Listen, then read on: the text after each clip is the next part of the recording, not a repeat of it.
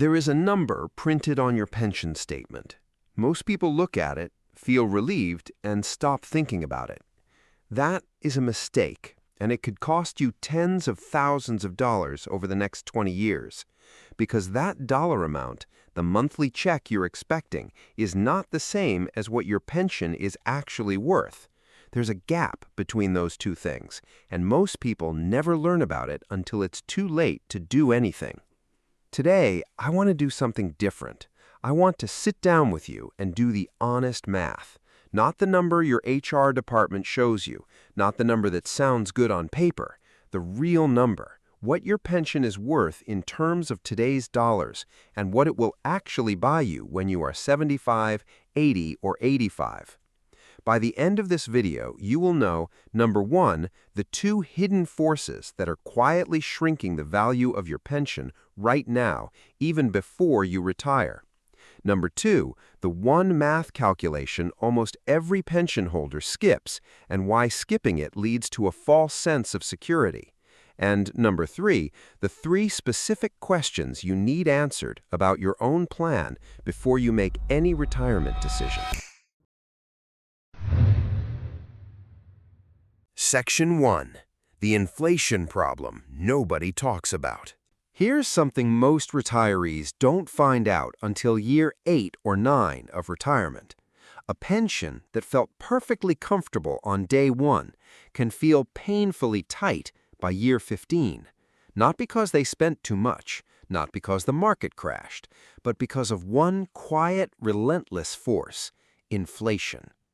Let me give you a concrete number, so this isn't abstract. According to the Bureau of Labor Statistics, the long-term average inflation rate in the United States is approximately 3% per year. That sounds small. It is not small. At 3% annual inflation, prices double roughly every 24 years. Now here is where it gets personal for you. Imagine you retire at 65 with a pension that pays $3,000 a month. That's $36,000 a year. You feel stable. You feel like you planned well. But if your pension has no cost of living adjustment, and private sector pensions typically don't offer one at all, according to CNBC's analysis of corporate pension plans, here's what happens. At age 75, that same $3,000 check still arrives, but it only buys what $2,228 would have bought on the day you retired. At age 85, it only buys what $1,657 would have bought. The dollar amount on your check never changed, but what it can actually buy you dropped by nearly 45%. Take a moment to think about that. Now here's what makes this harder. According to the National Association of State Retirement Administrators, roughly 75% of public pension plans do provide some form of automatic cost of living adjustment, but most of those are capped at 2% or 3% per year. And private sector pensions, the ones from companies, not governments, almost never include a COLA at all. So if you have a private pension from a company you worked for, the check you'll receive at 65 is likely the same check you'll receive at 85, just with a fraction of the purchasing power. This isn't a flaw in your plan. Nobody told you about it, but now you know. Because even for the people who do have a cost of living adjustment, the math isn't as reassuring as it looks. Before we continue, please show some free love and support by hitting the like button and let me know your opinion, thoughts, or any questions if you have. I reply every single comment and I would be very happy to help because this channel is built specifically to help retirees. Now, let's move on. Section 2. The COLA Trap. Even protection has a ceiling. Let me talk about something the financial industry rarely explains clearly. Even if your pension includes a COLA, it may not actually protect you. Here's why. Federal employees under FERS, the Federal Employees Retirement System, receive what's sometimes called a diet COLA, and that nickname is accurate. When inflation runs above 3%, FERS retirees only receive an adjustment equal to CPI minus 1 percentage point. So in a year where inflation is 8%, like 2022, a FERS retiree would have received a 7% adjustment. That 1% difference seems tiny, but compounded over 20 or 30 years, that gap is tens of thousands of dollars in lost purchasing power. And for FERS employees who retire before age 62, it gets even trickier. According to financial advisors at FedPilot, the COLA on your FERS pension is completely frozen, zero adjustment, until you turn 62. If you retire at 57, that's a full 5 years of no inflation protection at all. At just 3% annual inflation, a 5-year blackout period costs you roughly 15% of your pension's purchasing power before you ever receive your first adjustment. Now, I know what some of you are thinking right now. Okay, I understand the inflation piece, but what about the lump sum option my pension is offering me? Is that worth it? Or should I just take the monthly payments? Stay with me, because this is the question where most people get the math wrong and where the stakes are highest. Section 3. The lump sum question. The math that changes everything. Here is a decision that a growing number of pension holders are being asked to make. Your employer or pension plan offers you a choice. Take a lump sum right now, or take monthly payments for the rest of your life. Which is worth more? The honest answer is, it depends on math most people never run. Let me show you that math with a real example. Imagine you're 65 and your pension offers you two options. Option A, a lump sum of $300,000. Option B, monthly payments of $1,470 a month. That's $17,640 a year for the rest of your life. Which is worth more?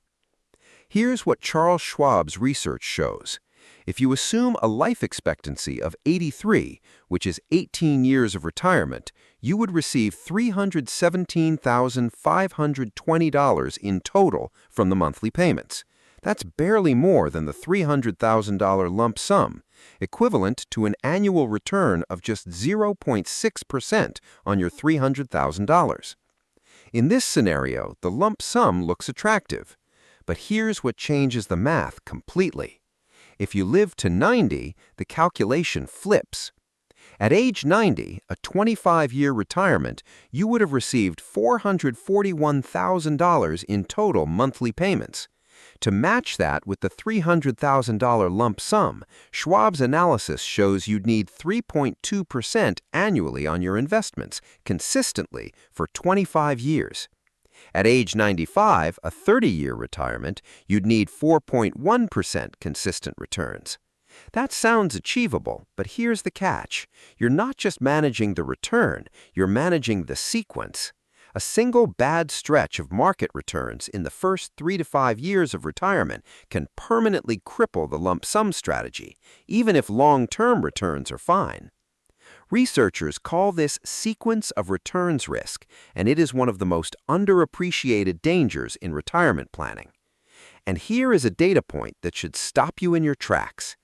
According to the Society of Actuaries, a 65-year-old woman today has a 50% chance of living past age 88. A 65-year-old man has a 50% chance of living past age 86. As a couple, there's nearly a 50% chance one of you will still be alive at age 92. In other words, your pension has to work for potentially 25 to 30 years, not 15. And there's one more factor nobody's mentioned yet that could change your answer entirely. Section 4. The survivor benefit calculation most couples skip.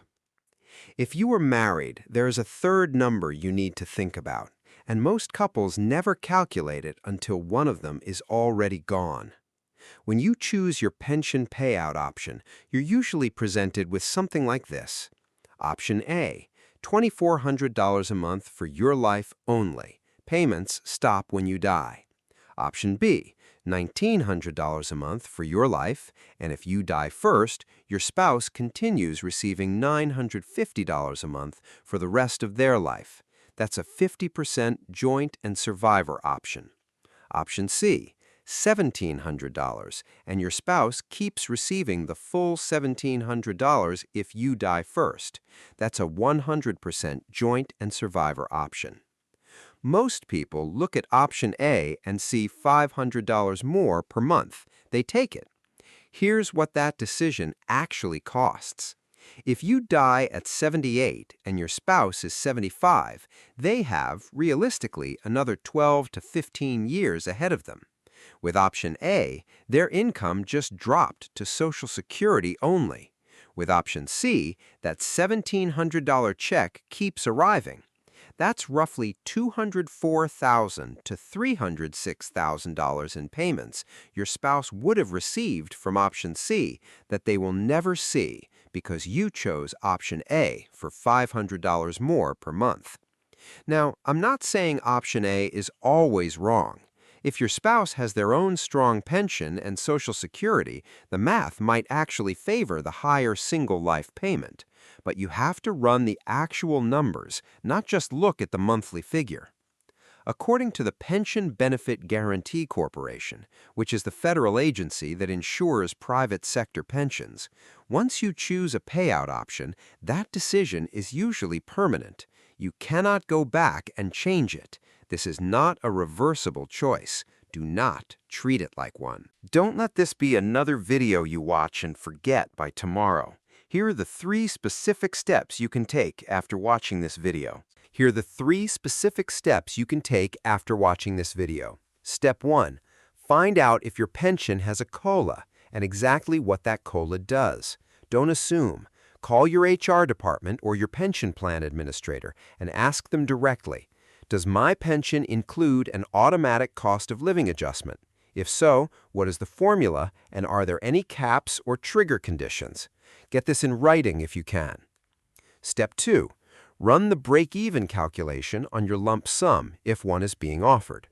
Take your monthly pension payment amount, multiply by 12 to get the annual amount, then divide the lump sum offer by that number. That gives you how many years it would take to break even, assuming 0 investment returns. Add 3% annually for returns and recalculate. Then ask yourself honestly, how long do I expect to live? Your family health history matters here. Step 3. If you were married, sit down with your spouse and calculate both scenarios, single life payout and joint survivor payout over 25 years. Use actual dollar amounts, not percentages. Write it down. $2,400 times 25 years, $1,700 times 25 years, plus $1,700 to your spouse for an additional 12 years after that. See which number is larger. That is your answer. None of this requires a financial advisor. It requires a calculator, your pension documents, and about an hour at the kitchen table. Before you go, I want to ask you something. Which type of pension do you have? A government or public pension, a private company pension, or both? And do you know whether yours includes a cost of living adjustment? Drop your answer in the comments. I read every single comment, and if I see a pattern in what you share, it will shape the next video I make. If this kind of honest, specific breakdown is what you've been looking for, subscribe. I post a new video every week for people who are either in retirement right now or within 10 years of it.